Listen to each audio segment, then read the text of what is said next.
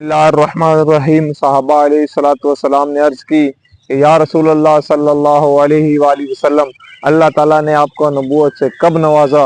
تو رسول اللہ صلی اللہ علیہ وآلہ وسلم نے فرمایا کہ اللہ تعالیٰ نے مجھے نبوت سے اس وقت نوازا کہ جب آدم علیہ السلام ان کی روح اور جسم کے درمیان ایک مابین کا فاصلہ تھا، تو اللہ تعالیٰ نے مجھے اس وقت نبوت سے نوازا۔ مطلب ایک بالشت کا فاصلہ تھا، تو اللہ تعالیٰ نے حضور علیہ السلام کو اس وقت بھی نبوت سے نوازا۔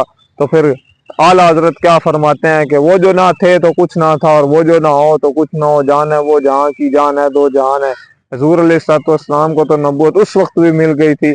تو آج جو لوگ یہ بکواس کرتے ہیں ایسے نہیں ہے تو ایسے نہیں ہے، تو پھر سوچے وہ کہاں کھڑے ہیں، اور وہ بھی دیکھیں کہ جنہوں نے حضور علیہ السلام کی خاطر گردنیں بھی کٹوا دی، تو ان کا ایمان دیکھیں۔ تو ہمیں چاہیے حضور علیہ السلام کے ساتھ اس طرح محبت کرنی چاہیے کہ جس طرح اللہ تعالیٰ نے قرآن پاک میں فرمایا، جس طرح صحابہ اکرام نے محبت کی، تو ہمیں اللہ تعالیٰ حضور علیہ السلام کی محبت نصیب فرمائے۔